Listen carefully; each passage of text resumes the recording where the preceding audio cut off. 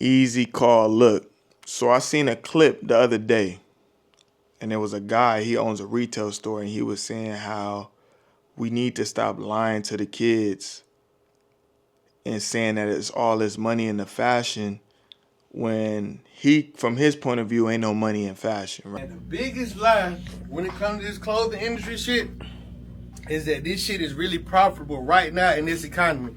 Y'all can't come fucking convince me that y'all making all this money out no motherfucking clothing line. Like, really, bro? Stop lying to these folk, man. Y'all ain't making no goddamn money like that out of this shit. I see the numbers. I know the store owners. I'm with them. I'm at the trade show. These motherfuckers know what's going on, so stop lying to these folk acting like starting a brand, that shit gonna goddamn pop overnight and they gonna be a millionaire. Like, y'all niggas not even talented enough, you know what I'm saying, to have a real brand. And the biggest lie really is a brand, a real brand, is gonna make it past 5 years. Cause just think about it, what's the last black brand or any brand period that's made in more than 5 years is actually in a retail store? Right. And I think he has a valid point, but I think it's way more of a detailed answer that goes with that. Because it did used to be a lot of money in the fashion, but I think me personally, coming from somebody who built a multi-million-dollar brand with my wife, had, everybody from the local support all the way to the celebrity supporting the brand. I can give you a full spectrum that the pandemic really fucked the game up when they gave out all that money and then it became so accessible for you to be able to hop in the game. That's the reason why there's no money in the fashion, because even though I think it's dope that we have all this access to knowledge, I think what fucked the game up is that since we had all that access, we stopped doing the research. And when we stopped doing the research, you had everybody just putting out shit and it watered down the market, right? And that's just one reason why there's no money in the fashion. I mean, now, based off of the economy, and how gas and other variables that go with that. But really, the pandemic really fucked the game up. And I'm going to be honest with you, and the ones who see this video, y'all going to be like, damn, he in tune. A lot of people that was in the game in fashion way before the pandemic, we kind of saw where shit was going. So that's why you saw a lot of people pivot into manufacturing. You know what I'm saying? Because we saw that we had a whole bunch of people who had money that was willing to pay whatever just to get shit made, right? So that's why you saw niggas was selling wholesale tees. Niggas, you know what I'm saying? Niggas who had their own brands, they were selling courses, because that's what really fucked the game up, is that you just had all these people that before the pandemic, it was a little bit more barriers to entry. As far as like this, you had to go out and really I know when we first came in the game, I really had to go downtown and go to the fabric district and ask questions, and, go to Michael Levine, touch fabrics.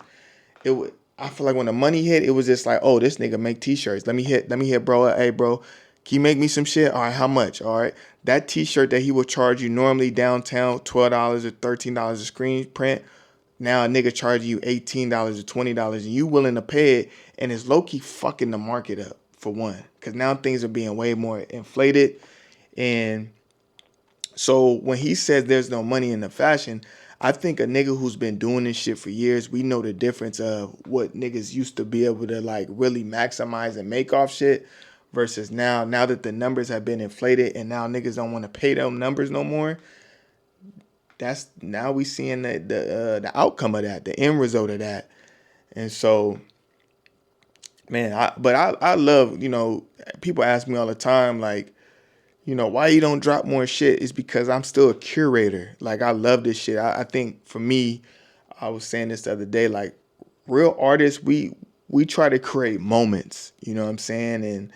And so for me, I might not drop as much shit, but when I do drop, I think it just hits different because I come from that background where like, shit, you gotta do your due diligence before you drop some shit if you really trying to make impact. And I think that's what was lost, is that when they gave out all that money, niggas just wanted the moment. It low key became like fast food. Like clothing became content. You know how content is now, is like niggas is chasing like consistency. That's how niggas approached the clothing game when they got all that money. it became like, damn, I just want to drop shit. And niggas not putting no thought behind it.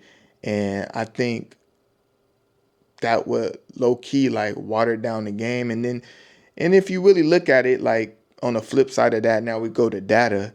It's not even just the local artists that's kind of like feeling it right now. It's the big boys, the Nikes, the LVs.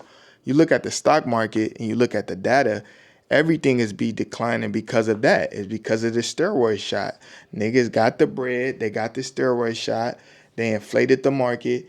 And with steroids, when you inflate something, it's gonna deflate just as faster. And so everything has a cause and effect, and we all feeling the effect of that. So, you just gotta, one thing about this shit now is like, you really gotta be able to hustle though. You gotta be able to pivot into different things, and things gotta be able to intertwine. Like, you can't just do fashion no more. Like, you gotta be able to do music, fashion, then even intertwine it with like, some like AI marketing with this and that. Like, you can't just hone in on one thing like you used to.